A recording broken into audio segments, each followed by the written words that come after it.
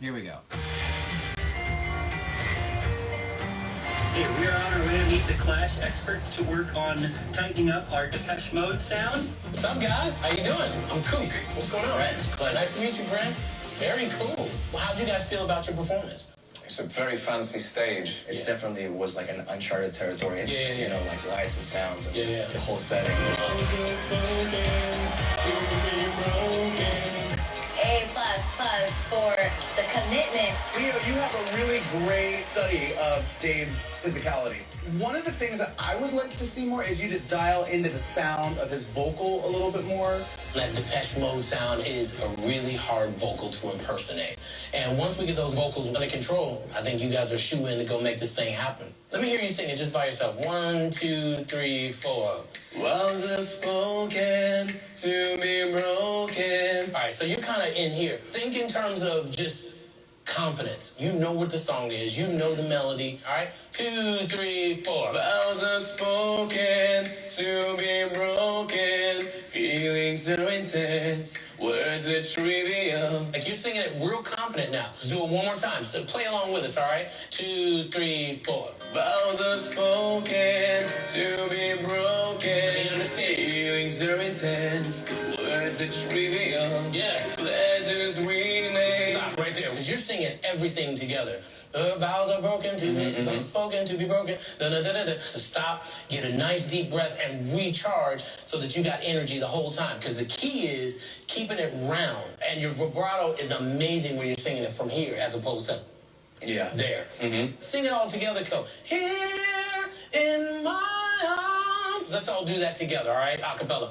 Here in my arms. Beautiful. So what we have is we have chill, but you're killing them. Operatic baritone, I know. Yeah. So now what I would do is lessen your vibrato and just sing it smooth. 1, 2, 3, 4. All I ever wanted, all I ever needed is here in my arms. Beautiful. Nice. See how as you melt in with them, you actually give them that Depeche Mode vibe. And I got to know Leo's voice a little bit more. Welcome, Singularity. I think he came to a point where you can feel he was really And confident Sasha. vocally. Depeche Mode across the board is round tone. Taking a nice deep breath, and any backgrounds that you guys do, make sure that you're blending in. Do that, you got it. Finally, we've got somebody who tells us what we need to know. Absolutely. And that's good. And we all need that. Absolutely. We're walking out of this great session with Kook with a better sense of preparedness for the battle round and really just going to help sell the Depeche Mode sound to the audience. Coming up, don't adjust the television sets. I know it looks like the 80s, but it's not. Every single one of you is a superstar. What is your verdict? The winner is... Okay.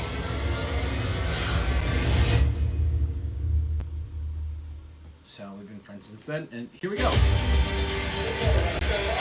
about to get into the battle rounds and 80s icons. I think it's safe to say that y'all about to bring fire to this battle round, right?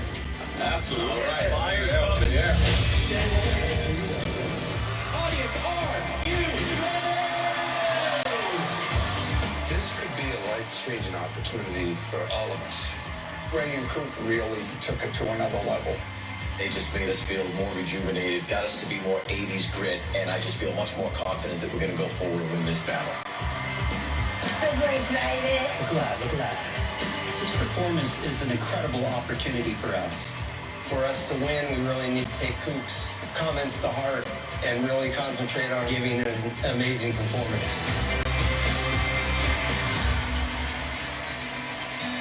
I can't wait to see how they elevated, how they grew, you know, how they're going to wow us now.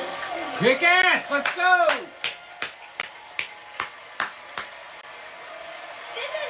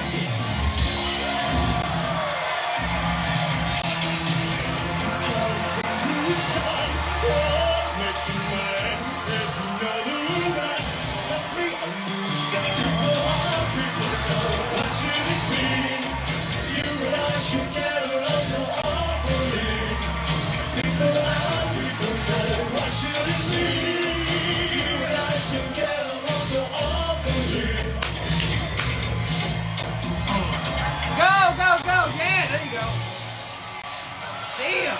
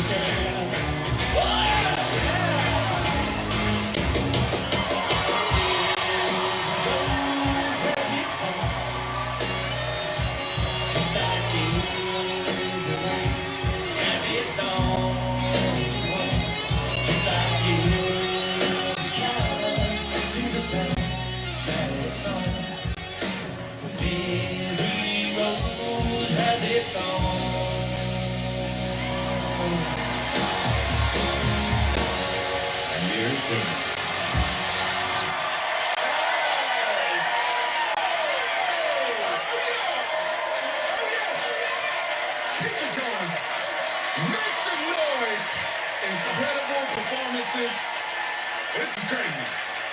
Don't adjust the television sets. I know it looks like the 80s, but it's not. Esther, how you feeling about this battle? You know what? I love that what rock and roll does. It just makes you want to travel the world and be a groupie. You know what, Strangelove? We needed you to come out here and do what you did. You gave us the Depeche Mode vocals. I love it. You know, shout out Poison.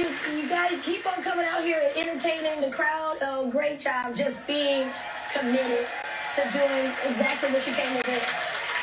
Woo! And this is tough because it's like two totally different vibes, obviously.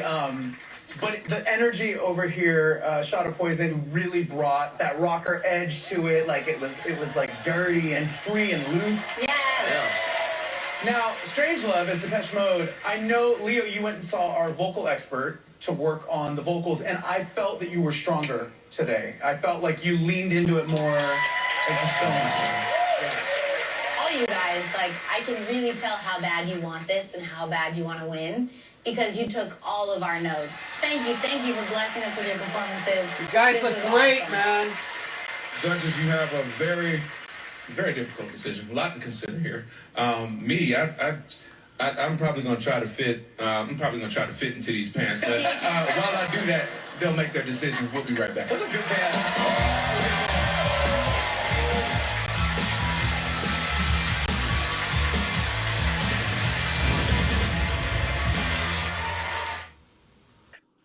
Oh, there he is. Leo, what's up? What's up, man? We are in a commercial break for the final decision. Did you catch your performance, the Clash segment? I did. Okay. Did you hear what I was just saying about your outfits and all that? I didn't, but, you know. No, man. I just said I was appreciating the effort because I'd watched the U2 and Coldplay cover bands. And when they did that Clash segment, they just stayed in their same clothes. They didn't change anything. Whereas you guys with Personal Jesus, you brought the drum out and you changed your, at least the jacket, and with jacket, without the jacket and all that. So I appreciate that extra effort, because other bands just wrote it out for those 3 segments, you know? Yeah. Thanks, man. Yeah. I just want to say that, thanks everyone who's joining in, because now we're joining powers with, everyone who's watching. And yeah, live, for a final decision. It's awesome. Yep, here it comes. Yeah. Let's check it out. Keep it coming. Judges, what is your verdict? Which 80s icon owns the decade? Don't waste your time. It's Strangelove. Whoops. Oh, damn. Hold on a second. Sorry. Uh-oh. We're coming right back. He worked with our vocalist in his shows. I was like, I hear it. He's like a different vocalist today. It was amazing. Dial into the sound of his vocal a little bit more. Feels like you're losing energy. Take a nice deep breath. Beautiful. See how as you melt in with them, you actually give them that Depeche Mode vibe. Coop's comments drive us to be the best we can be. Beautiful. Do that. You got it. I felt like you leaned into it more. You sang it with more authority, like Dave Don. Like, it was great. Every single one of you is a superstar. Thank you. Sorry. Shot of Poison. The way you guys perform and smile just like lights up my life. And it's like so awesome to watch. The crowd was going nuts. We were like, yeah, this is amazing. We worked with the experts as a group, as a band, and it showed tonight. I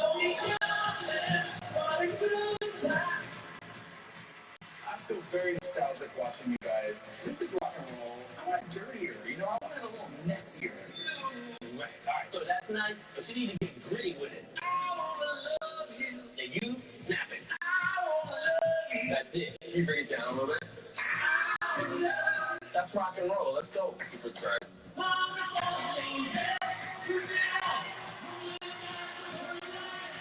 you for keeping the spirit of 80s hair metal alive.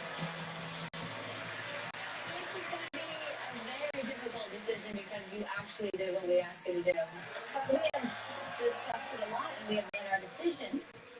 And the winner is Strangelove! Yes! Yes! That's it!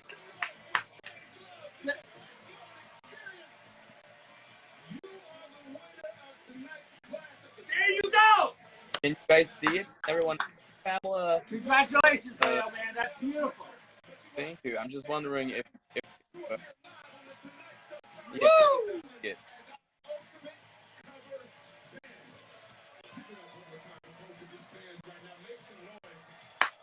What heavy Halo for me? Oh, Leo, some love. They're loving you on IG, Leo. And Strangelove. Yeah, I know. You got for the hey Pamela for watching. Okay, let me just lower this. What was that, Leo? Yeah. I'm just saying hi. Who's joining us for the live feed? Yeah, no, it's great. I'm glad to see so many people joining us. And listen, you know what? When you guys come on again, we'll air it again. What the hell, right? Get everybody on IG and watch it together from all over the country, hopefully all over the world, Yeah, I didn't think it through, the first time. It's just, how we're going to do it, because I don't, I don't watch TV, but all my friends are now blowing me up. It's awesome. I mean, yeah, this is it. We are now officially finished with that. Unless there's gonna be, possibly, shows that a channel will decide to do. Yeah. Well, I will tell you that I happen to know that the series is each of the episodes are repeating. Oh. So anybody who's watching this now and has regular TV, you will be able to see this episode repeated. I don't think it's on in demand, or at least it wasn't when the series started. But just know that every single episode is repeated. Usually repeats the week that follows. So I'm pretty certain that your episode now tonight will be the show that precedes the new show next week. So instead of 9:30 Eastern Standard Time, I'm assuming your repeat episode will probably be 8:30. Yeah, probably 8:30 Eastern Standard Time next week. Leo, there he is. Yeah, sorry about that. I just accidentally click on people's. You got so excited, you cut me off. Is that what happened? You're so thrilled. Yeah, I know we have all this, all these people joining in. Sorry, guys. Yeah, come on, joining in. We're gonna, say, we're gonna read your last rites, and then, yeah, I only did it like a couple of times in my life, the Instagram feed. Right. I remember you did a couple live performances at home and stuff, but that was like at least a year ago, right? Yeah, it was a long time ago, and it was honestly very, very difficult to do. Like anything that is like a controlled environment is somehow more difficult, and the TV thing also had some hurdles to jump through. It's just a different format. Right. I don't know if whoever joined our stream could see your screen. Well, I'm sure they are, and yeah, it's How's the picture looking on your end? This is my new iPhone 13, actually. It's actually really, and I'm doing it from my iPhone 13 too. Yeah, it actually looks really good. Like, okay, good. I will not even need to, I will not have to rewatch it. I mean, we all, we all noticed some, that they really edited, the sound, and there was some, TV tricks that they had to do. But yeah, that's just their thing. Hey, look, you know what? Like I said before, you guys look great doing what you were doing, and I just want to tell everybody again that was tuning in tonight.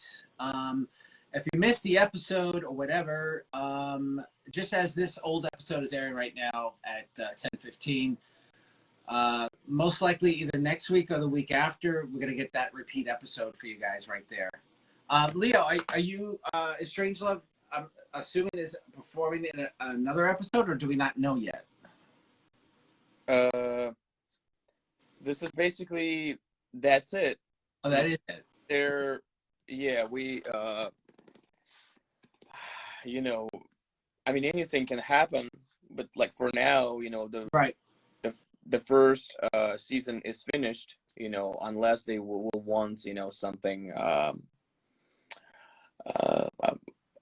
don't know. There is, because logically there had to be some kind of a battle of finalists, because amongst two there is always, the ones who, now we fade back to obscurity, I gotta help, That's cute, but you know what? I don't that TV show, Who's Gonna Be a Millionaire, if I get stuck, I have people that's gonna tell me, oh, I need to call my friend to form that sentence for me. Look at it this way. If nothing else, this episode's going to air at least a couple more times.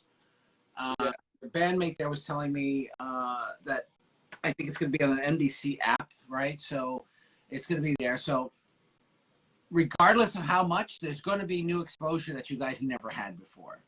Yeah. And that's a fact. So what you do with that and how many more gigs you can get and how larger gigs you can get and all that hopefully will come to play with this new exposure, which is what you and I have been talking about anyway, right? So absolutely, man. I'm really looking forward to that. Next week we're going to be in Detroit. Even though it's fucking cold as hell, New York is freezing. It's I think. Oh, well, give us your dates, man. What venue? Where are we talking about? Are you gonna promote? Yeah. Get your schedule out. Exactly. It's as live as it gets. It's literally I'm trying to log into my computer and just to see. Let me look at my own. Yeah, because we just posted a new updated flyer with all of the new dates. Okay. So it's you can look at that on your feed, right? Yeah, it's gonna be like loaded, you know, with a. That's what she said. I had. Oh. So who's there? Laugh out loud. I thought the blonde lady had a dude's voice. That was me. I was the blonde lady. That was Yeah, funny. Megan Trainor is actually like really good. I like her song "I'm Gonna Love You Like I'm Gonna Lose You" because I'm a whiny melancholic, and you know it just has to. You know, this is actually really a good phrase. You know, I need you to lose you to love you, and everything that is like that. It's just like, you know, pop music is actually really dark. You know, I you know, sometimes like at the gym I kind of like put up my headphones out from the stuff that I'm listening to is like Oh yeah, that's some of the stuff you tend to sing sometimes too, right? and then exactly, and then I pull out, that's what she said, my headphones, and it was like I need it. Thank God, right? I love you. Yeah. Oh, it's like, you know. I was like, oh, that's pretty dark, you know, because my metal bands were singing about the light at the end of the tunnel. They was screaming about it. Right. And Adam was awesome. You know, I wish there were less COVID restrictions so we could hang out with everyone. But you know, they keep it really, you know, really strict, and they had to keep everything kind of like really, really cold. And yeah, there's been, you know, what you know about being so sick you could kill, man. You know what I mean? Yeah, there you go. Yeah, like I have some. Yeah, it's just like I have some friends joining in. You know. Yeah, no, my girlfriend's walking on your lawn right now, Johnny. You know. Yeah. No, yeah. It's great. It's great that this happened, regardless. You know. No, absolutely. It's yeah. So there's like a loads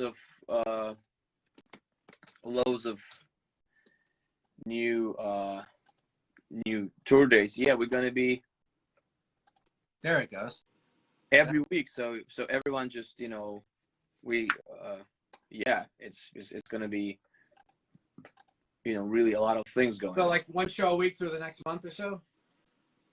Yeah, it's gonna be like a few shows a week. You know, and the most importantly is that on December. Oh my God, I need to look at it. Just give me 1 second because I don't want to touch my phone. He said,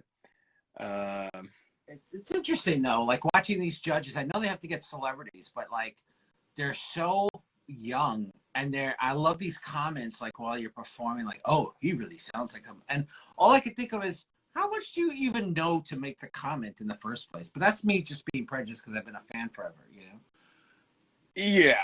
You know, like, oh, it really sounds like him. Like, based on what? You've seen 5 music videos? Like, what do you know? Like, you know what I mean? But I understand that's the format of the show. They have to have a celebrity judge. It's like they might have wanted to have like at least one celebrity judge who's maybe just a little bit older. You know what I mean? Have a little more perspective, especially when you're talking about bands that have been around for a long time. If they were like imitating, I guess, like Britney Spears, which they did, right? Then they'd have more of a point of reference. But when it's older bands like U2 and Depeche Mode that have been around for 40 years, you know, it's like. Yeah, it's just kind of like an overall, you know, like obviously there's more to sound. There's more to Depeche Mode. You can't, you know, we were just walking in and just doing it right away. There was a lot of preparations in terms of like visual stuff, but there were no actual kind of like sound check because, you know, like, you know, there's a certain signature echo, you know, delay, reverb, whatever you call it, right? That every band is using. And without that, you know, it might sound a little bit too plain. You know, like there are, you know, there's a different songs because, for example, like if I was, you know, where's the Depeche Mode is opening up, you know, it might be, you know, maybe like the other song, maybe like Black Celebration is more like slow, brooding, Black Celebration, you know, you have more. Right. You know, like you have more wiggle room to do all these things, but you know, like Enjoy the Silence, it was more like a concessionary. You know, it's a hit. You know, it's been charting in the Billboard. You know, finally in the beginning of the '90s. You know, but it's just kind of like not like a competing song that's like completely like defined the band.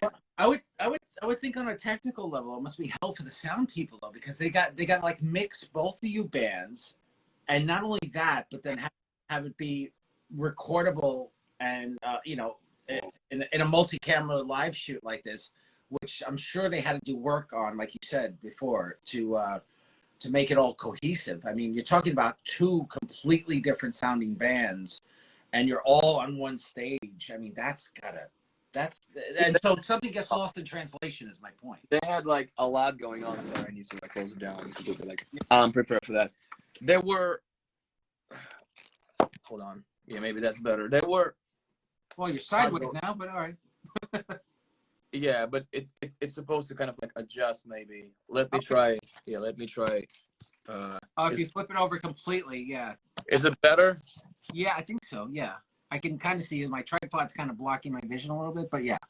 Yeah. Yeah. So basically, there's gonna be we're gonna be playing in December 4th. It's 80s at the 8 festival. It's gonna be in Birmingham, Michigan. So it's kind of like a cool area. Not far away from Detroit. It's probably Detroit. So that's gonna be interesting. We haven't been there in a while, and I just like I'm just literally looking at myself on Instagram because I never. I was like, is it yeah. But back to it. We're gonna be in Michigan, or Michiganians, Is that what they call people from Michigan? Maybe there's more people. Hey, what's up, Brent? Maybe they all of us can like join. Like, do you guys have like a join button, on top? I don't know how many people we could add to the feed, but what I mean, go ahead. Yeah, like hey, Joe Farrington's here, my friend. Hello. My friend. Everybody's here. Your whole band is here, dude. It's like kind of 15 people in total watching us, and we had special guest Pamela Hasselhoff earlier, very talented woman. Liz, hello, Liz. It's it's like Strangelove guys, check out if there's like a join in request to join a button on top. Yeah, if I see one, I'll go ahead and press it. I've never seen multiple people, but I guess anything's possible. So give it a shot. They've been anybody can join. Why not? Yeah. The more the merrier. I figure let's put on some Depeche if we're gonna be sitting here looking at a screen, right? So yeah, instead they can just be like, At least there's something playing. Coldplay, Lush is here. Elegant, Crazy. So Johnny, Julian requested, so you can accept him. So I don't see a request though. All right, so go ahead and request. I'm waiting right now to see if there's anything because I have to because it kind of pops up and then disappears if I don't press it immediately. Yeah, maybe. But yeah, if I see anything else, I'll be sure to re-exit. Yeah, exactly. They both tried, to join in because this is easier because it's like all of us are going to be in one. Oh, absolutely. No, please go ahead and join. I'm waiting for the request.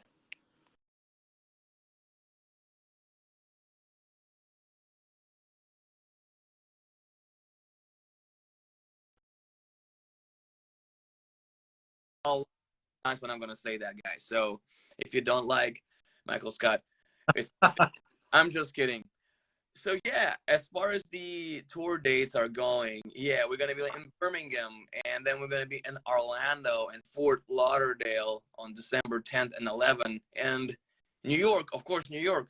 Actually, we just got a show confirmed in January 26th in St. Vitus, with our friend Andy Herman, of Syntheside,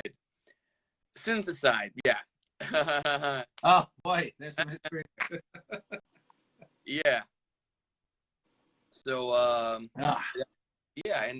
there's a big flyer is out. This is going to be a continuation of our Shake the Disease tour, which is ironic.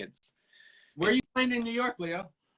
That's what I'm saying. It's going to be January 26th. Okay. Is that Manhattan and Brooklyn? Oh, it's in Brooklyn. Yeah, I mean, Birmingham.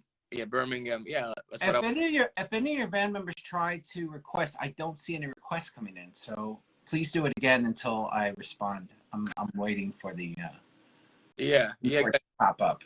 Request again, so maybe he was gonna be able to. Yeah, I'm trying to see why I'm missing it because I got like the whole screen open here. Yeah, so I've never seen an IG feed that had like 3-4 people. I guess it's possible. I've only ever seen 2 people. I think I did. I think I had like. I think I can. I know I can.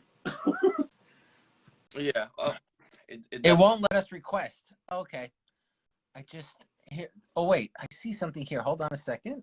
Yeah. Request to join. All right, here we go. Boom. There's one.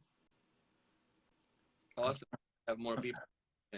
Yeah, there's a in the building. There we go. You know, and there we go. Hi. There we go. Everybody. There we go. Got it. Yeah, that's. Oh, you got the gold records in the background. Very cool. I've got a few too, but not by Depeche. I wish these were Depeche Mode records. These are Warrant records. They're Warrant records? Seriously? Wow. Okay. I saw a double platinum Depeche Mode on eBay go for 800. No, 600. 600. Nice. Yeah, I got some RIA certified records too, but welcome guys. It's nice to have you here. And congratulations on the national broadcast. Hey. I know it's a kind of like super improvised, which is always for the best, since everything is like that in the world. Yeah. So meanwhile, it's completely confusing, the days. Yeah. Well, I was just telling Leo, I'm sure you heard me before, with this level of exposure, hopefully we can translate this into, you guys can translate this into, more gigs and bigger gigs, Money. That's right. Loads of money. I was trying to say it that way. Yeah. Okay. No, but in all seriousness, we are elated to get back on the road again after the forced hiatus, which came really poorly timed after we'd kind of all made the determination to make this our kind of day job focus, if you will, at the expense of some other endeavors. A year or two before COVID, and then this was kind of, it's ill-timed for everyone, of course, but it hit especially hard because we weren't positioned with cushy day jobs. This is it, and so we were just sitting on our hands for 18 months. Well, in that 18 months, would you say that perhaps there was some benefit to maybe the level of performance or what you guys might have practiced or the outfits or the technical side of things that maybe actually not so much with Strangelove, but with all of our other musical projects. I know Julian wrote a couple of albums. I wrote a full-length album myself that I'm putting finishing touches on now.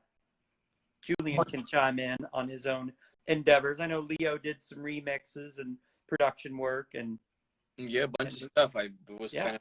So we were all busy, just kind of buried in the studio instead of being out on the road. Oh yeah, I released about 26 songs over the last year. That includes remixes and singles.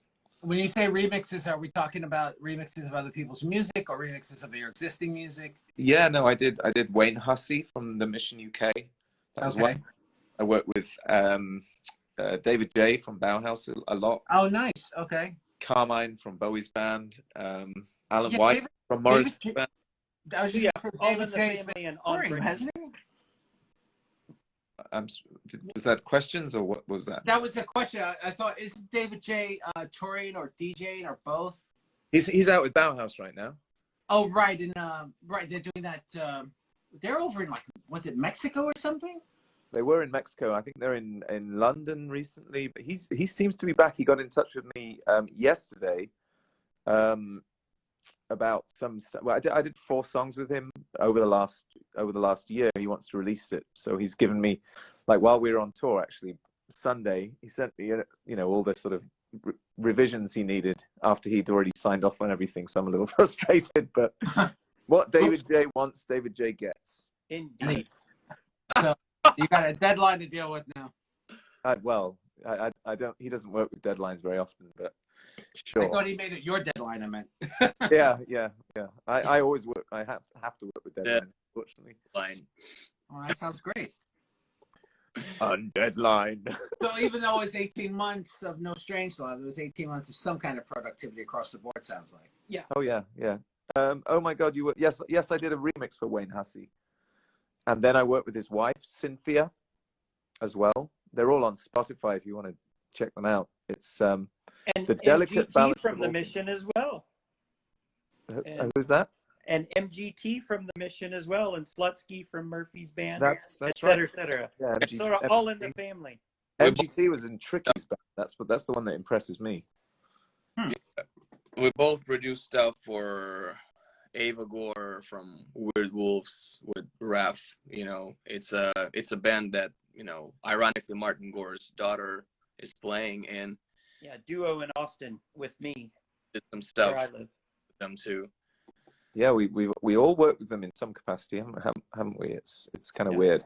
But Ava's got a fantastic voice. She's a really, really talented woman. Takes after her dad. Huh. True that. Yeah, and like ironically, you know, Dave's daughter started playing out, you know, and yeah, Leo just got that show last week, right? Her last week, you know, we have some top secret X Files, some, you know. How was that? How was the show? It was actually really good. You know, she's doing some like 90s influence kind of grungy stuff. You know, it's actually kind of like aggressive. You know, she got the grit. You know, and we kind of try to fly under the radar. You know, going back to, you know, production. Julian's friend Dave Maurice is, you know, like a producer, and he lives in New York now. So we went together, and he happened to know Stella's friend, you know, that ended up like introducing us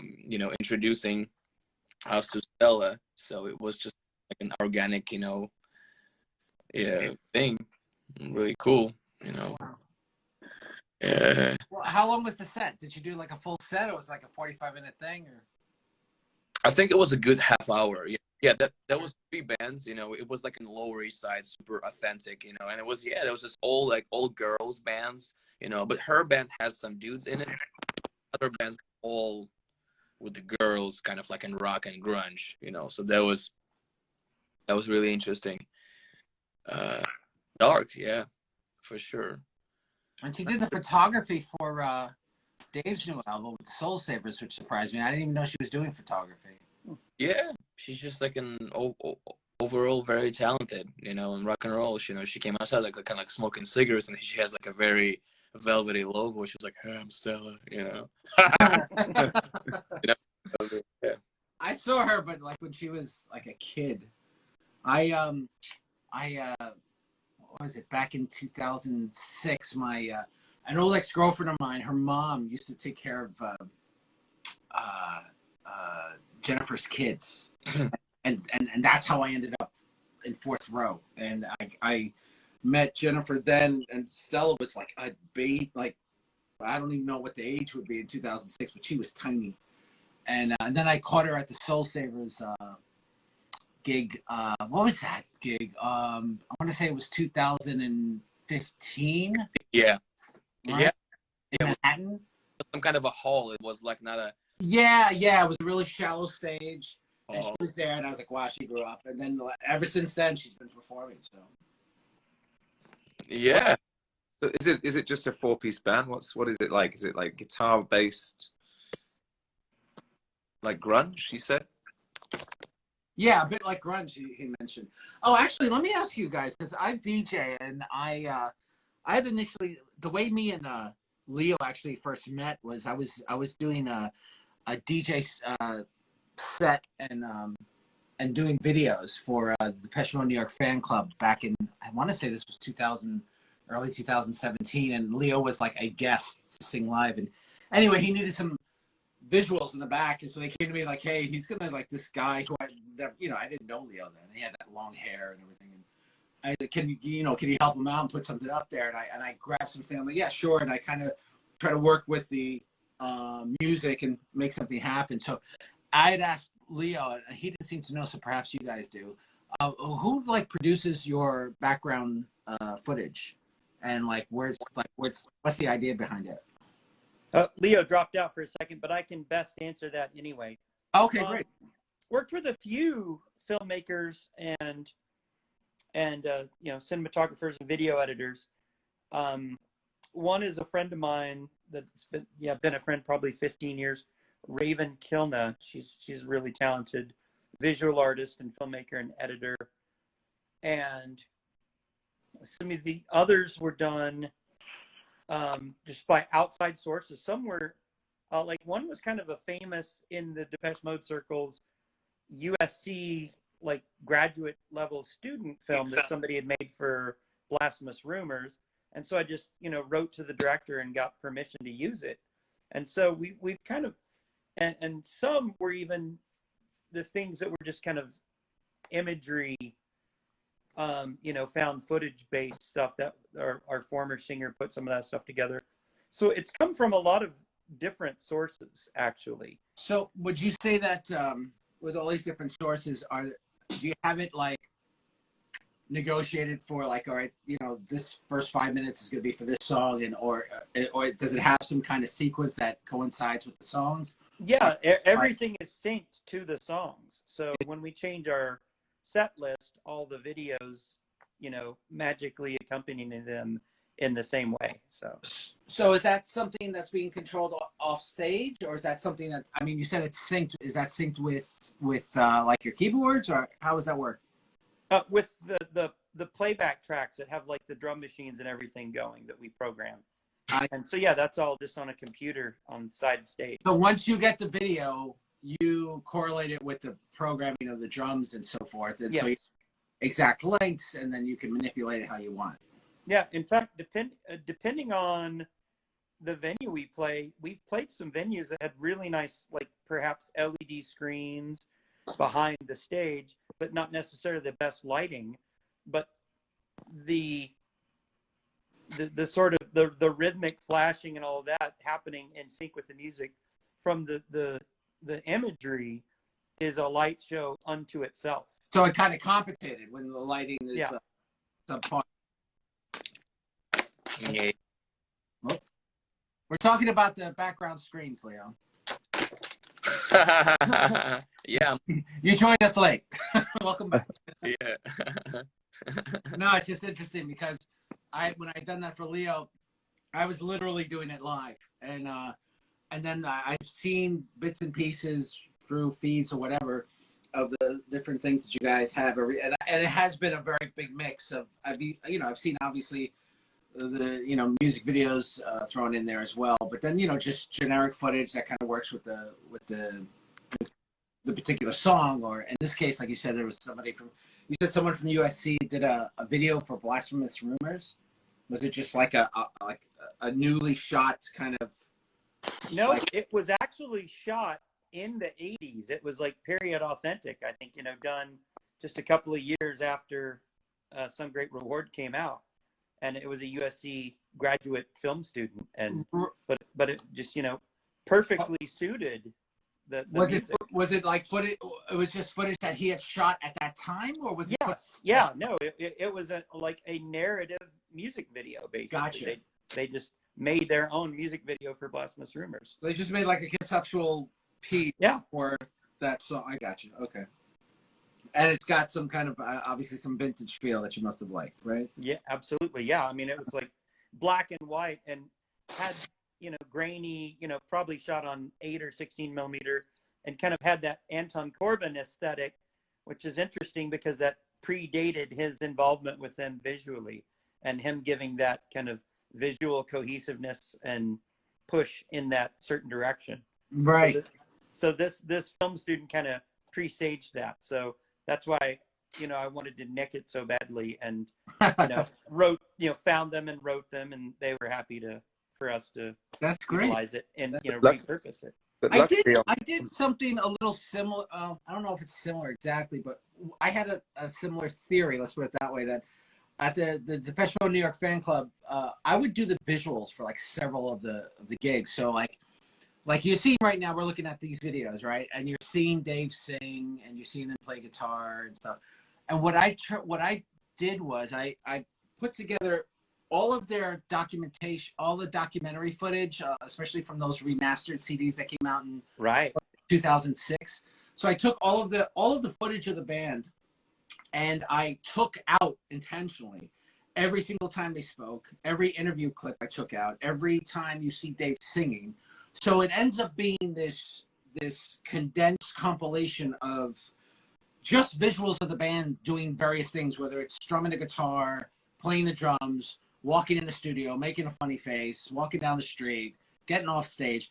And this way, my theory was, if you're looking at them and they're not singing, you're not necessarily being distracted from the music that's being played by the DJ. So in other words, if they're playing, I don't know, Master and Servant, and you're looking at, like we are now, Personal Jesus, you might see the images, but you don't see him singing. So you're not really thinking about, oh, I want to hear that, because I'm missing it out. I'm missing out because I see him singing, but I can't hear it, So when you remove the vocals, or remove, the images of him singing, or them talking in the documentaries, and it's just really dense footage of all these different periods, it becomes just this visual, I don't know how to put it, just eye candy, really, of Depeche Mode, Well, yeah, I mean, it's a cool pastiche effect, but it's not working against whatever audio is playing at the time. So that's a cool way to repurpose that material.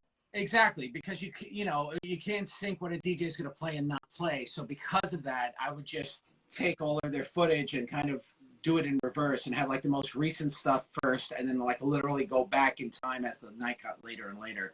And this was like 5 hours worth of footage, and it was just the time it took me to cut it all. But the idea was, like I said, just like we're looking at right now, we're seeing Dave sing. Like I would have taken.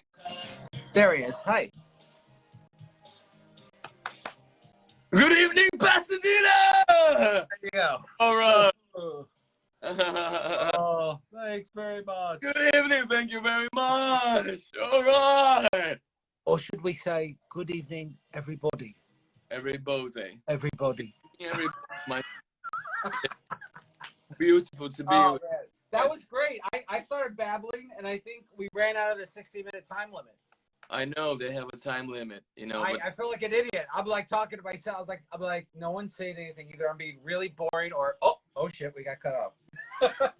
I will have an opportunity to talk shit about my bandmates while they're not here. Well, it was really nice to have them all there and kind of like simultaneously hit them with questions, which was always fun.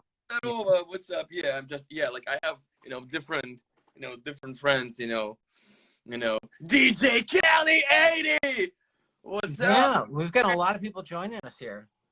DJ Cali 80 and Junk Mail and Ms. Cyril. Yeah. These are people who follow you, I guess, right? Yeah. They will unfollow me now, for how I act. Just kidding. We just got some random Depeche Mode visuals because we were watching Clash of the Cover Bands earlier this evening at 9:30 with the premiere. It was not us. The national U.S. television premiere of Strangelove. That's there you go. Like that is now a fact. Yeah. And they can't take that away from me. I'm in denial. I make other people in denial of my own narcissism, but and soon enough, like I'm gonna start making those psychological. Hey, look, you look great. You look great doing what you did. I mean, compared to that, look, the Poison Band was actually pretty good. I mean, as far as how they sounded, but how they looked. Bret Michaels was rooting for him. Bret Michaels made a video, and where he was, where he was kind of like rooting for them. He was like, "Hey guys, blah blah blah." It was really cool. No, absolutely, they were a strong opponents. Just to be completely honest. Yeah, I'm surprised that the producer. I guess because it makes it more of a dynamic episode. It does put like Poison and you guys together. It's like a hair band and then electronic. Like I don't know. I mean, like I'll give you an example. The first episode was U2 and Coldplay.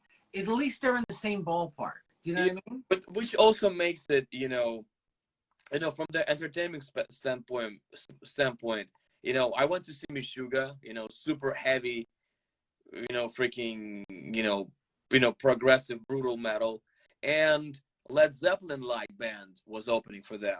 And it actually was wonderful because people know what to expect later on. So right. They get to enjoy something else. It was really good.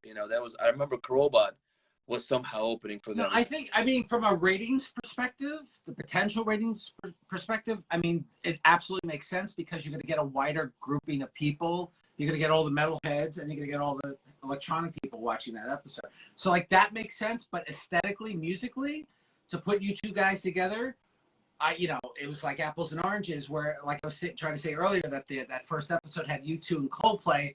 Coldplay came out, 20 years later, but at least they're like somewhat in the same ballpark of music, and whereas this was just like, wow, okay, so anyway, but you guys rock, so whatever. God moves in mysterious ways. In mysterious ways. Oh wait, I think we've got a request. Is this one of your band members again? Yes, it is. Hold on. Yeah. They should be joining. We are joining. Get over here. I just noticed this. Hold on. Yeah. I think we're gonna get him in a second. Oh wait, yes, I believe so. Oh, sorry, I'm recording. Whoops. It's all right. You not mean to join us? Finished. No, I did. I just was. I'm in the middle of doing a cover song. Yeah, it's really catching you mid song. Yeah. You catching me mid wank.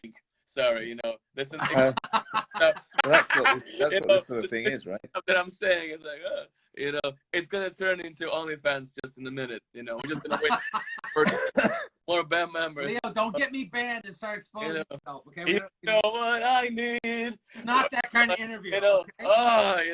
It's there we go. Keep them coming. Donation. Best nation donation. I only take Bitcoin.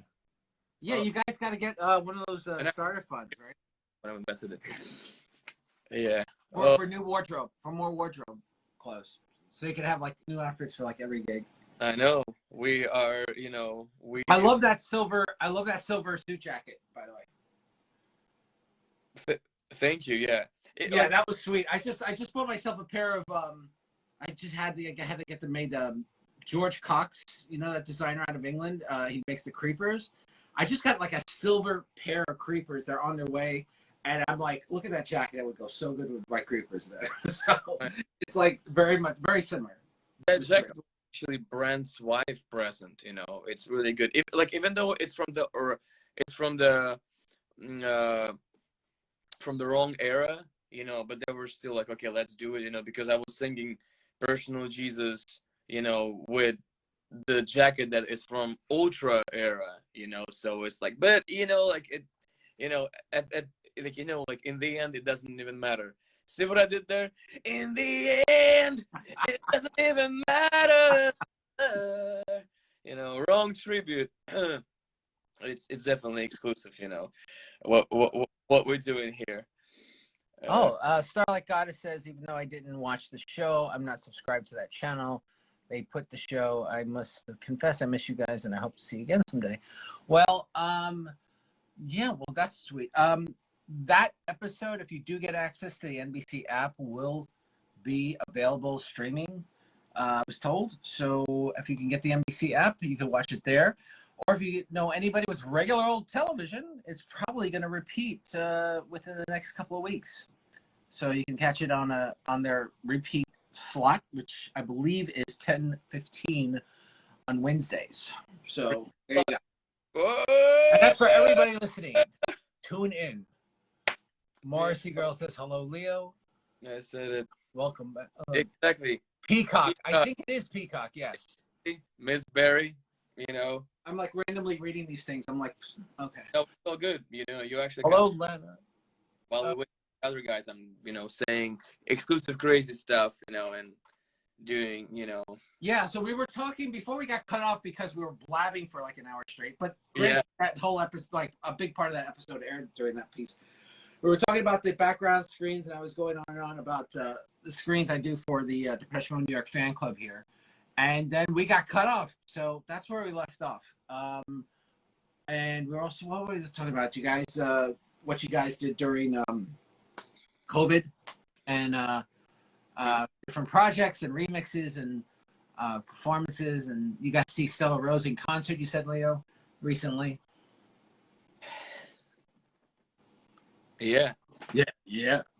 Delayed reaction. Okay. Sorry, it's just like I'm trying to read. Yeah, I know. There's a lot going on. Congratulations! Wow, Seattle needs you to come back. Look at that. We're all over the U.S. Yeah, it's so cool if somebody from like another country tuned in right now. I was, you know, that was what I was kind of hoping, that when we had Clash of the Bands on, like while it was on live on IG, that like somebody would have tuned in from like Latvia or something, you know? That would have been sweet. Because you guys played, well, you played Russia. Where else, European wise, have you played? We played in Europe, which was beautiful. Where? It was in Italy, in Milan. You know. Oh, nice. Magazzini Generali. So you know, it's a, you know, it felt like a soccer match. You know, because they're such a musical country, such a culturally amazing country. They were singing synth lines at the end of the song. We were singing "But Not Tonight," and they were singing that for minutes after. You know, that's beautiful, and I'm not surprised to hear it, because everything I've ever seen about the Italian audiences is that they're crazy passionate. Like every documentary I've ever seen of any band who goes to Italy, their fans are phenomenally passionate. Absolutely. You know, so it's a beautiful thing. I would love to go see somebody like Depeche Mode in Italy. I mean, I'm sure Germany would probably be the place to see them, but I mean, just to watch the Italian fans react, that would be its own show. Do you know what I mean? Yeah, absolutely. It's like what I'm saying is, like every time it was my second time visiting Italy, and it felt like, it felt like home. It's just like really just connecting with everything in there. It's just like, fits like a glove. It's just the soul in there. It's just wow. Like I'm sure I would feel the same like about Spain probably. It's just, man, fucking beautiful. That's why, and unfortunately, like, we're supposed to play a couple of shows in Berlin, and due to pandemic, it's got, canceled. I started to sound like a whiny person from Midwest. The show got canceled. Right? It's like that was scarily authentic. Yeah. But I'm not saying nothing against Midwest. Taking the opportunity about this. All you gotta do now is learn to be like, "Good evening, Wichita." Exactly. Good evening, Birmingham. Yeah, we're gonna be, like I was saying before, for all the people that are joining in right now. We've got about 20 people nearly, so that's cool. A lot of people. I don't know if any of you guys follow me, but feel free to follow me. Yeah, absolutely. These are all your mates, all of your followers. Yeah, because I rarely do. I mean, they were annoyed by my stories because I had to, I could see the decline, being like, oh, okay, you know what I mean? Like it's difficult, like I see some people that are unknown, and they have 80,000. Not that I'm jealous. I'm totally jealous. I'm dying every day because of that. Okay. Oh my God. Yeah, we were talking about that earlier. You don't really do live feeds per se, because they're kind of technically there's issues with performing live with a studio, and you got your backing drum and music background or whatever, and that in conjunction with the live thing, it can get kind of messy. Yeah, I think we should start and say, okay, intro tape starting. No, I'm just kidding. Yeah, it's difficult, just a normal live natural is the way to go. We have those long sound checks that we do to get the authentic sound, so it all sound, but it's just like a lot of the audience, the ambient that forms that, sound. I mean, obviously it's happening here and here and here, but there are technical aspects, that makes it this way, you know. But for everybody who is joining, what's up? What's up? I'm gonna put on one of those screeners I use for the Depeche Mode New York fan club. Actually, we were talking about them earlier. The compilations I make with the different documentaries and stuff. I figure while we're talking, we can look at some of that. Well, there's your menu. These are a compilation of they're segments from the documentaries. I cut out all of the interview bits so we could just kind of look at interesting visuals, which we play at the events at the Depeche Mode New York fan club. I'm their VJ, VJ Johnny Blitz, for all of Leo's friends and family and fans and friends and followers. In the meantime, I'm gonna stop yapping. I'm just gonna hit play. This way you can get an idea of what you can see at the Depeche Mode New York fan club. We do stuff like this. This is kind of meant to be played in the background while the DJ's doing his work. I've DJ'd for them too. DJ, VJ, you know, provide visuals, whatever. Anyway, so here's just some random stuff. Anyway, so Leo, you were saying. Yeah. By the way, compliments on the way you arranging these visuals. I know it's not easy to make it look cozy. You know, that blue, you know, thunder stuff on top is really cool, man. Yeah, they're I've actually had them for quite a while. I don't use them very often, but I think tonight was the night. I mean, check out the ceiling. Hello. Wow, man, thank you. Yeah, it's just, yeah. I just wanted to do something that was yeah. When I watch concerts at home, I literally do this. You know. That's really cool, yeah. And I don't do that for a TV show, but Leo, you and Strangelove are an exception. And I was like, you know what? First, I'm going to watch it. I'm like, you know, I should probably do it live. I'm like, if I'm going to do it live, the hell with it. I need to put these lights on too. So let me put the lights on. Let me get the tripod. And before you knew it, I was like calling you, and we're doing all of this. So it was all kind of spontaneous, but turned out to be beautiful. I was there you go. Tomato soup, you know, and just working on my other projects. You know, it's something that I'm really like working on with the producer right now. It's going to be super heavy and dark, but it's gonna have like a little glimpse of, you know, Depeche Mode-ness in there, you know, and it's super challenging, vocally challenging song that I can't wait to share. But when I do, yeah, you know, we're all like perfectionists, you know, we're waiting for a long time, you know, to do this. Well, yeah, I mean, you and I have been talking about the show for months now, from when you first got the gig to when you shot it, and you know, it's been a big build-up, and you know, I wasn't going to miss this for the world. And I remember contacting him in a serious time, like, you're not on yet. Next week, maybe the week after. Wait, no, not yet. and then when you finally did, I was just like, well, why not go live? You know, I'm automatically under the assumption that everybody has like regular television these days, but like I'm realizing more and more that they don't, you know? So this ended up being more useful than I initially realized. I thought, who the hell's going to want to watch TV through IG? But I'm going to do it for Leo anyway, right?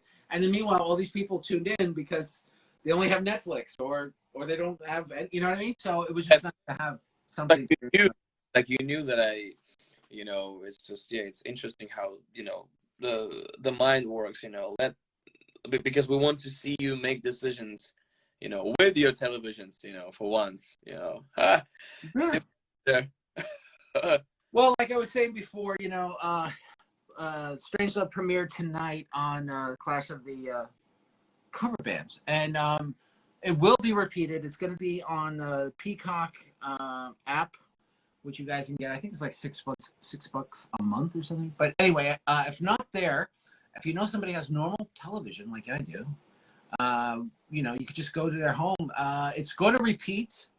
I will let Leo know, and Leo will let all of you guys know when it's coming out. But it probably within max 3 weeks, probably more like 2 weeks, it's going to air. When it does, the repeat segments air at 10:15 on the E channel, which is 24 on Spectrum. The normal time tonight was 9:30 for the premiere episode, which was new. But yeah, this should repeat again at 10:15, also Wednesdays on probably in the next few weeks coming up.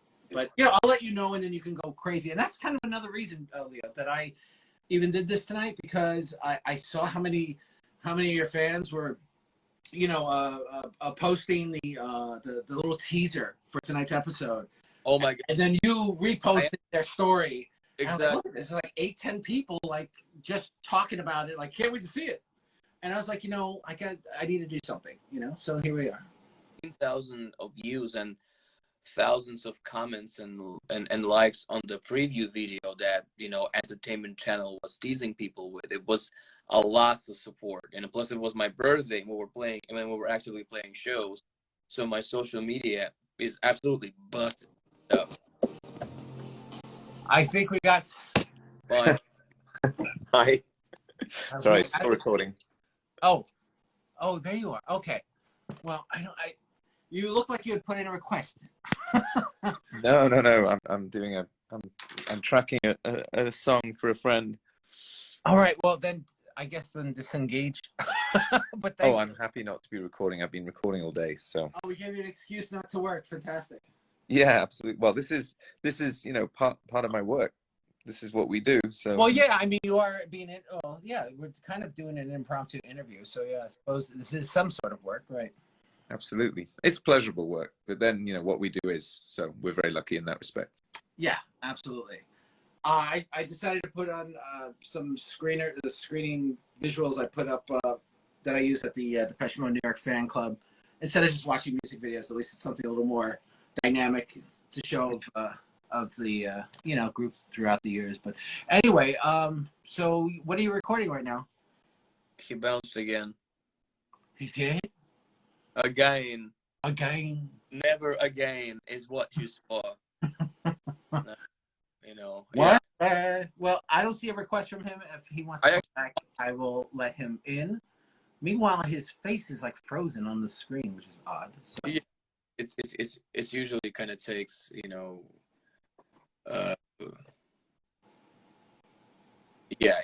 Anyway, so you were saying, Leo, before we got interrupted there. Yeah, it's like my social media was like blowing up, you know. Yeah, as it should. Like people from around the world, right? So yeah, it's just like, well, at least people in the U.S. I mean, imagine you know what's going to be interesting is the people who are legit like followers of you guys outside of the U.S. Like how they even come across it, because I don't think you can get Peacock overseas, which is the NBC app, which is associated with the E channel, which is where this aired. For you people who don't know, yeah, but people referring to me as a peacock, you know, for a moment. How dare I've recorded it, so I could probably get this to DVD at some point fairly soon. I think I'm gonna make like two versions, like one just the episode without the commercials, and then like just cut the bits with you guys in it. I think, you know, that would be good. Yeah, it's like, you know, hey, there's Vince. And so yeah, you were saying. Yeah, like I'm still, you know, catching up with all the, you know, messages and stuff like that, you know, because yeah, there's tons of people, but listen, it's all about me. Frida's with us, and we are all so excited for you. From Frida Strong, and Marcy Girl says, I watched it on YouTube. Oh, it's on YouTube already. According to Marcy Girl, you can go to YouTube and catch this. Somebody's already uploaded it, but that wasn't even. She said it's on YouTube TV. YouTube TV is paid. Oh, I thought somebody already uploaded it in 2 hours. I'm like, damn, you got some hardcore fans. Yeah. Okay, well, thank you for that, Marcy Girl. So if you have a subscription to YouTube TV, I guess we can see it there. Marcy Girl, let us know. Meanwhile, I'm like waving to all of your friends. Yeah, absolutely. You know, don't be shy. You know, they're really big supporters, and there you go. Lots of love, man. Do you see all these hearts coming through? We're one big dysfunctional family. You know. Yeah. At this point. So what are the songs you guys focusing on with this with these upcoming shows? Maybe that's something you want to talk about. What was the question again? Sorry. Okay, let's try. Take two. Exactly. I was just gonna say, what songs are the band gonna focus on for these upcoming shows versus what you might have done in the past? Like, what can we expect that's either something you've never done before, haven't done in a while? So talk about that. It's a good question. We recently played Black Celebration, in its entirety, and it was a great experience. We were playing a very intimate show in New Orleans, and it was really, really special, magical, you know. So our playlist is super mid 80s, early 90s oriented, you know, mostly like real authentic Depeche Mode electronic, you know. But we're gonna have more of Chris Olivas of Berlin, you know, as a drummer, to joining us for selective shows. So the second half of our shows is with drums, you know. So it's more of like a dynamic set, you know. So we're gonna have more songs from Some Great Reward, and you know, maybe even possibly a Broken Frame, you know, something, you know, because it's it's a really interesting how it works, you know. Like I can confidently say that this is what keeps us, you know, going. Is just the you know, reliving that 80s era, you know. It's all based on that, really. Let me ask you this, Leo. If you said the drummer is the actual drummer from the band Berlin, you said? Yeah, he was there with them for 20 years. He's not playing with them, but he was with them for 20 years. Yeah. Crazy. Okay, so you got the original member of Berlin on drums. When you do that, wouldn't that provoke songs from Faith and Devotion versus like the mid 80s stuff, considering you actually have a drummer there? Yeah. Or is he more into like electronic drums? No, they are live drums. You know, I mean, they're like a mixed kit. But absolutely, we do play that, and we're hoping to do the So Fat in its entirety. That was initially our idea, to go out to the Australia again, to, you know, those concepts work really well to play albums back to back, just to be completely focused on that, you know. But we're usually doing a little more, you know, because our shows are like 2.5 hours. Wow. I they were that long. Let me ask you this then. I mean, if you're gonna have a drummer who sounds like actual drums in combination with electronic drums, right? Is that what you said? Yeah. Okay, so here's the question then.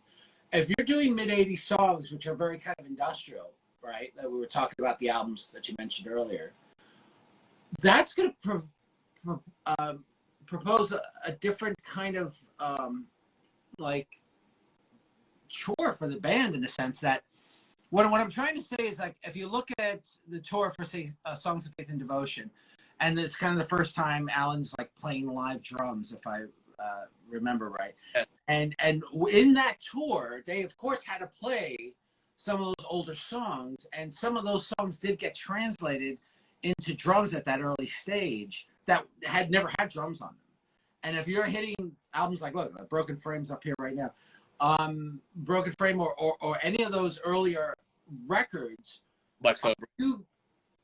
is the band going to be performing songs with a drummer that maybe Depeche Mode has never done before? Is that possible? Because that would be pretty amazing, because then you could kind of make your own interpretation as they might have had they played those particular tracks, if you follow what I'm saying. Yeah, it is, you know, in the works.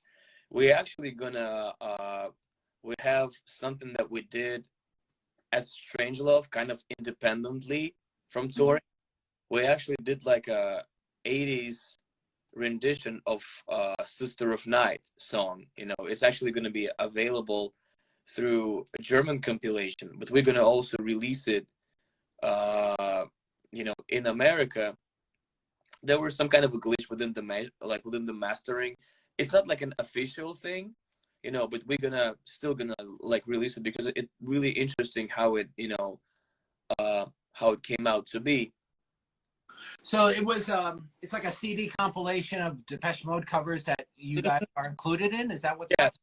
Exactly. Yeah, well put. Yeah. Gotcha. But the interesting thing about it, that we made Sister of Night sounding rather like Halo and Strangelove in a way. You know, it's kind of more like up tempo, and it's basically, so we made a banger out of it, and instead of this being kind of like a ballady song, because I love that song. This is what Depeche Mode. Well, that's Exciter, right? That's the Exciter album, correct? It's from Ultra. Oh, it is Ultra. Sorry. No. Yeah, because they gave us that song. So, and and interesting. So we might, and it actually works really well with live drums and electronic drums. Yeah, that's gonna be a lot of fun. But as far as everything else goes, we're trying to get closer, to how Depeche Mode were doing this, either live or on a record. Well, yeah, I guess let me try to ask this in a different way. What I was trying to get to before is that when you say you're going to be focusing on these earlier albums, right? I was wondering, just as Depeche Mode have to kind of reinvent the songs to like add drumming to, let's say, the last 4 world tours they've done, last 4 albums or so, they've integrated drums into these songs that never had drums before. They had electronic.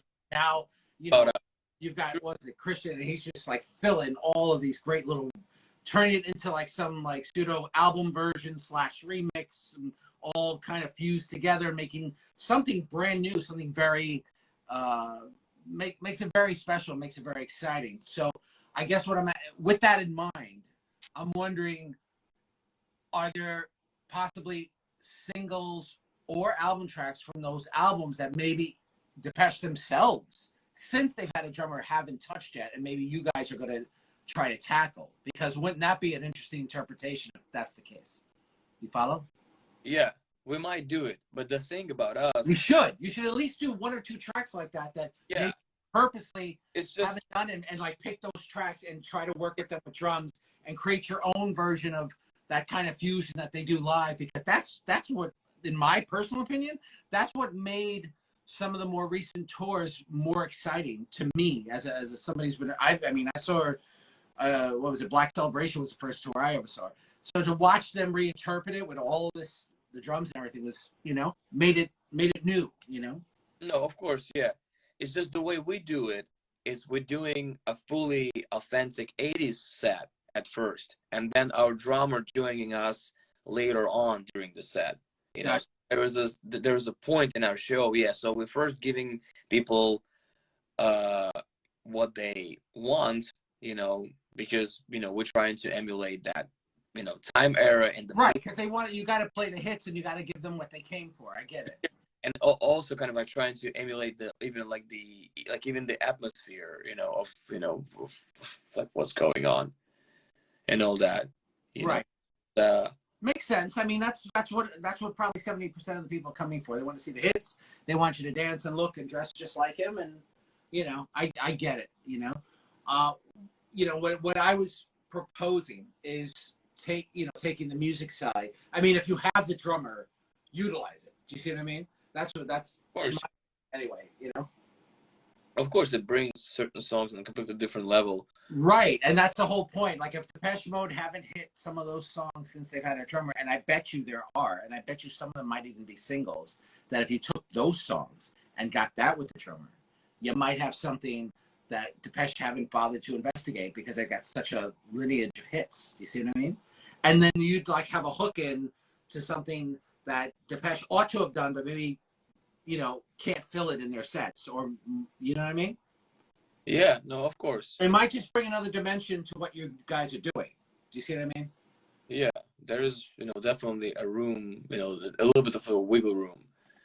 It's, yeah, but we just, like all I'm saying is we're going to try to, I personally enjoy of going back to like that authentic era of like mid 80s, where it was where everything was simple, and dancey and dark. Right. But that's the stuff, it's just like Construction Time Again, Broken Frame, that kind of stuff. Yeah, Some Great Reward, and Some Great Reward, right? Yeah, that's the one. Like, Music for the Masses, those, they really keeping the set together. So yeah, no, to me, I mean, me personally, music, and probably because of the time period I was at, the age I was and everything else, but it all came together for me on Music for the Masses. I mean, I just thought that was, I mean, a lot of people want to say Violator, and yes, it was the most successful and all of that, but me personally, I just, the atmosphere and the level of maturity and the musicianship kind of, I thought, all came together very well in Music for the Masses. And really, if you think about it, really laid the foundation for Violator to explode, you know? Of course, and I mean, in my opinion, it all began in Black Celebration, obviously, it's just like they were, transitioning to that. It's safe to say that Music for the Masses is like a side B. It's like a continuation of that. Like sometimes you think of a song, it's like, oh, that song could be, on Black Celebration album or vice versa. Yeah, I see what you're saying. Like Music for the Masses in a way could be like a more evolved, slightly more sophisticated version of Black Celebration. Yeah, it's just like, I can see that. I never thought of it that way, but yeah, that makes a lot of sense. Like nothing, it's just has such a, greedy, and especially like I Want You Now, it's such a dark. Oh my God, yeah, it's so intense. Yeah, the way they included that into, Devotional Tour, it was crazy good. Yeah, there's I mean, me personally, every song on Music for the Masses is amazing, and so, and Violator just complimented it, but I mean, pound for pound, that was what's your favorite album, Leo? That's a tricky question, What your mood is? Yeah. How about on December 1st, 2021, what's your favorite album? Yeah, because like the way I discovered the band was, Songs of Faith, and it probably shares the space with, with Black Celebration and Songs of Faith, because this album hit me when I was maybe 22, 23, like Black Celebration. It's like I discovered it. I kind of like, I went back to their 80s era a little bit later in my life, so it's actually, to me, it was just like for you being in the early 20s, and it's like, it just came out, for me. Yeah, I think it was like 19 or something when it came out. Yeah, and it's like, wow, it just really hit me, this like Dressed in Black and, World Full of Nothing. It's just like, shit, man, it's just so good. It's like, because we all know that their new material is just, completely different, and it's kind of like, people come to see just the big, gigantic show, but the songs are not necessarily, there. It's like the way they make them, they are in consideration with their live show, but like without it, it's just maybe not enough of that, naivety. Well, the thing that frustrates me with them, while every album has credible, worthy songs that you like, right? At the same time, I get annoyed that they don't. I'm not saying make a dance song. Don't get me wrong, but that they don't make something that's more upbeat and make a single out of it. Like even like Where's the Revolution, right? And it's a great kind of balls in your face, type of I feel you vibe, right? It's got that going for it. But I'm like, dude, can't you like please make a song that's like really upbeat, that you don't need a remixer to come in and bastardize the song and put a beat on it for it to be dancey, because I mean, Jesus, I mean, so many of the songs in the past, they would have tracks that were singles that were really lend themselves to things you could play in a nightclub. And as a DJ, that frustrates me because I want Depeche Mode to kind of give me a dance song. I don't want Depeche to do like a mid-tempo song and have DJ X, who gets hired for $10,000 to remix it, and it's this whole other animal. You know what I mean? I know what you're saying, yeah. There are some exceptions, don't get me wrong. This is the arguably biggest problem with that, because they really made it, that whole 101 confirmed that they can, because they already transformed to something new, and that was the confirmation of that. So they don't have to, but that whole personal Jesus thing and them kind of trying to replicate that in almost every album afterwards, like if you noticed, there is always like this, there's only one way to soothe my soul, and even Where's the Revolution, it has that personal Jesus-y. Jesus-y. God. That's a new word, that's right. You can't You just made a new word, Leo. Congratulations. You can post that in interview, kind of. Like, I'm feeling a little Jesus-y tonight. It's like, you know, yeah. I said it first, and Yeezy's like, you know, but my name is Leo. I was on national television tonight. I'm feeling a little Jesus-y, you know, just a little bit. Exactly. So like, I get what you're saying. It's just me personally. It frustrates me because there was always something dancey. And again, I don't mean for anybody listening. I don't mean it has to be like some disco, you know, lullaby like just can't get enough or something. But something you can grab. You know, like I was even frustrated with like the first single. What was it? Wrong from Sounds of the Universe. And I'm like, hey, it's almost got a beat. You could almost rock to it, but it's just you know. I was like, God, I know they can do it, and they're like choosing not to. And my point is, if you're making an album with 10, 12 songs, give us 2 or 3 upbeat numbers, please, you know? And they don't even have to be singles, like, you know? But that's just me. Yeah. I'm sure some people are going to totally agree with me, and some people are not going to agree with me, and that's fine. I just felt like I had to say that amongst my fellow Depeche Mode / Strangelove fans out there. Of course. It's just a matter of, you know, the way, but they can do anything they want to, you know, because like they've already did their 80s best, you know, and now whoever wants to reminiscing on that, we are, you know, doing that, you know, happily without any, you know, funny business, so to speak. Yeah. Because I basically, you know, I'll be honest, like I don't really connect with the new stuff, even though with sometimes sometimes playing that, and you immediately losing that atmosphere, you know, connection, because we're trying to say that locked in, you know, because, you know, it's just, even as an actor, you know, like I'm trying to keep that mentality, you know, when he was really, really young. It's just you kind of like getting immersed with that, you know, and it works, you know, because I know there is a bunch of other, you know, whatever it is, you know, cover bands that doing that, and it's just, you know, not to be rude, just a bunch of, you know, maybe like older guys. Right. You know. Yeah, I mean, look, there, like I said earlier, I think there are good songs on. Like I've had issues with the last 3-4 albums, right? Having said that, are there good songs in there? Absolutely, you know what I mean.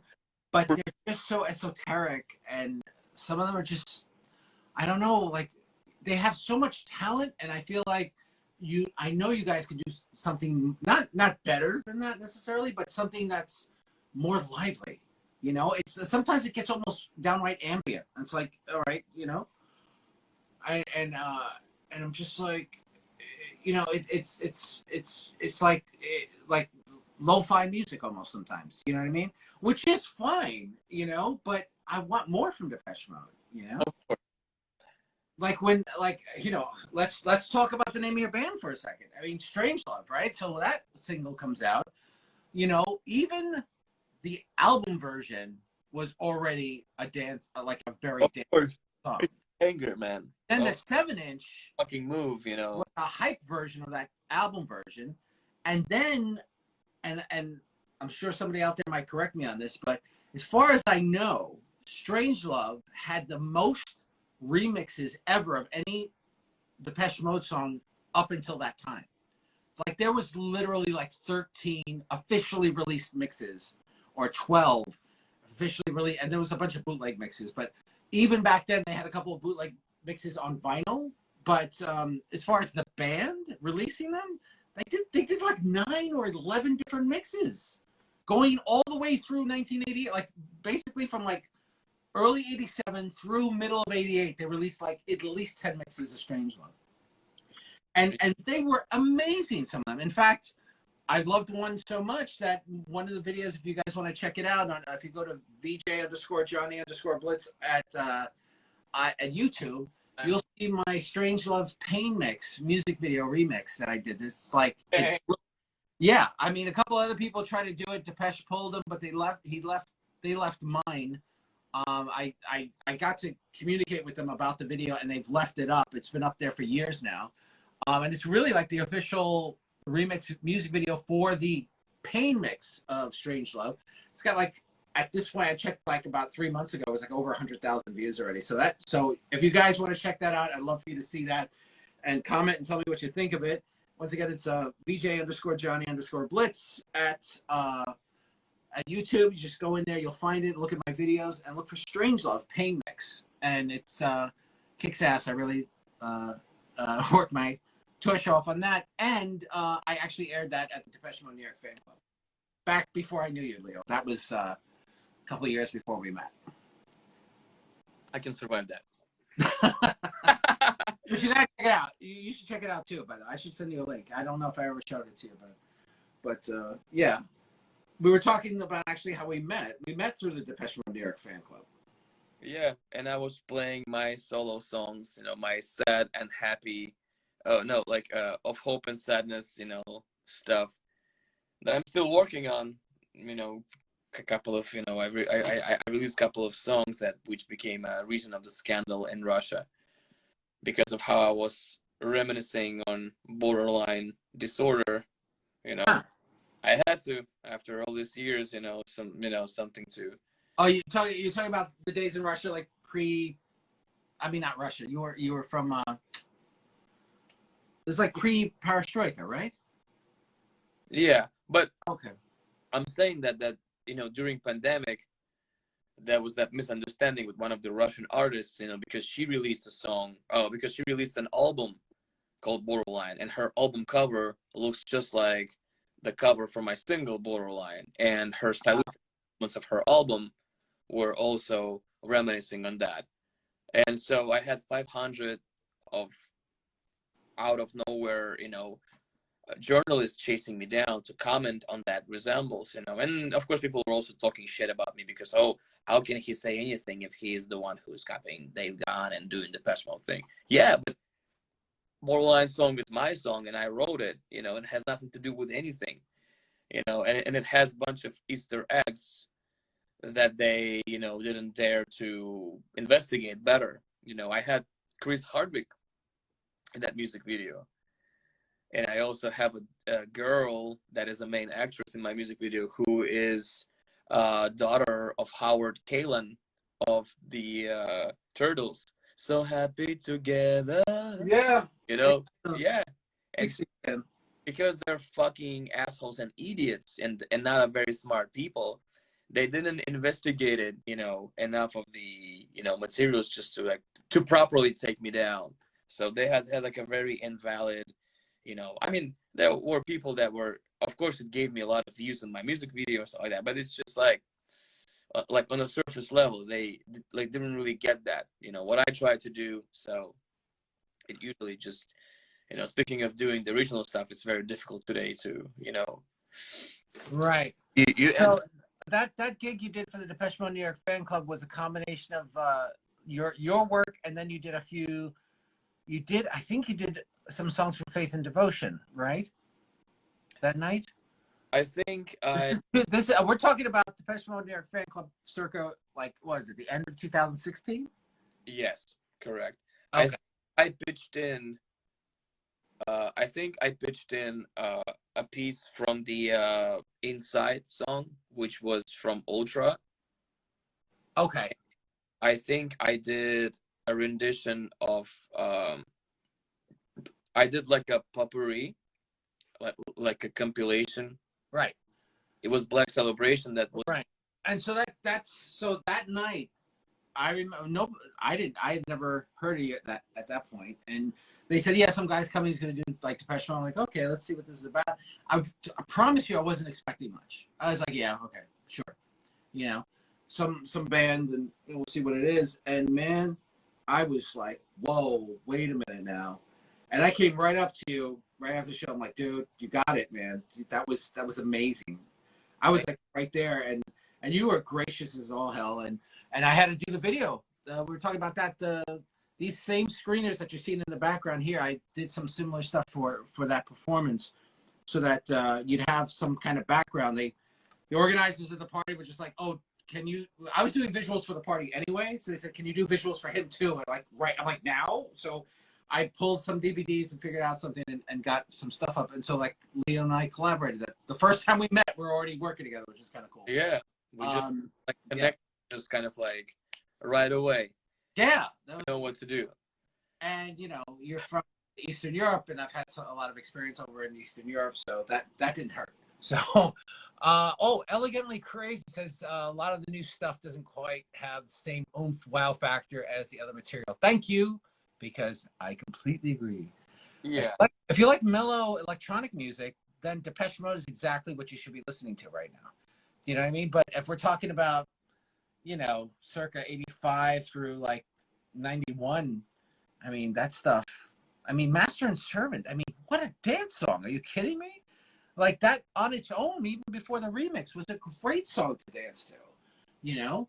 And Strangelove, forget about it. It's amazing. But, you know. In me right now, you know. I'm gonna make you understand my baby.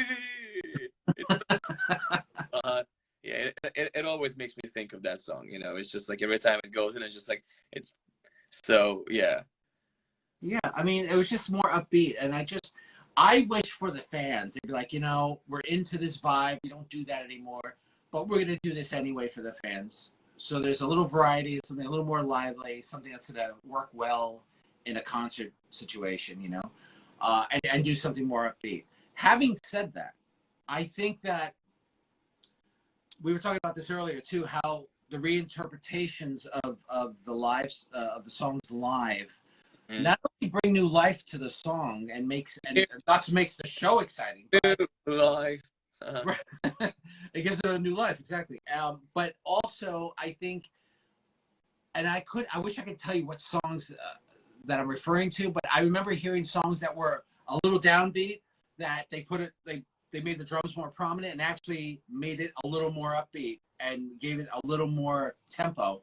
And I thought, oh, okay, now I think I like this song even better now, you know, because it's whether that was, you know, Sounds of the Universe or whatever tour that was. But in the last few tours, it's been that way. I mean, I saw them at the Garden, what was that, September 11th, 2017.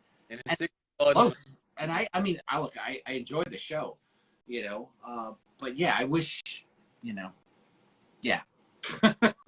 I think you know what I'm getting at. No, of course. It's like, yeah, it's just like it's just so global, you know. It's almost like going to a party and just to hang out, you know, and you know, still doing that. It's also like at one point, because it will be silly to try to repeat themselves. I totally understand them, you know, because it's just like the way, you know, that's you know, that's how we do it, you know, right now. Yeah. Like nothing lasts forever, you know. I'm just like hanging on every day, and I never know if I'm gonna be able to do, you know, what I do, you know. And I'm super grateful, and you know, working myself every day, you know, because he was a fucking crazy wolf, you know, doing so many things, and he was so passionate every time, you know. And I was always more of like a static performer, you know. It's just like I was in a heavier projects where music was speaking for itself, and doing all that was not necessary, you know. But I understand how it actually makes sense in here, you know. It's just you know, it's like, it's almost like getting into a fight, you know, with yourself, which is the hardest thing to do. You know, you constantly wanted to, you know, keep up with that intensity. Yeah, well, pushing yourself in any realm is going to be difficult, you know. Well, absolutely, yeah, because yeah, it's just like I'm super grateful for many things. It's some things are just hard to explain, how it's been, you know, following me all my life, even no matter how hard you know, many times I tried to give it up. It was like, you know, why, you know. But you know, you know what I think a lot of people don't know, Leo? Tell us what was the first Depeche Mode tour you ever saw?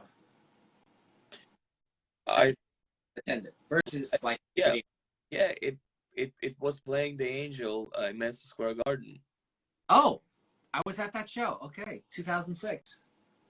Yep. Great tour. That was, to me personally, that was the last great tour.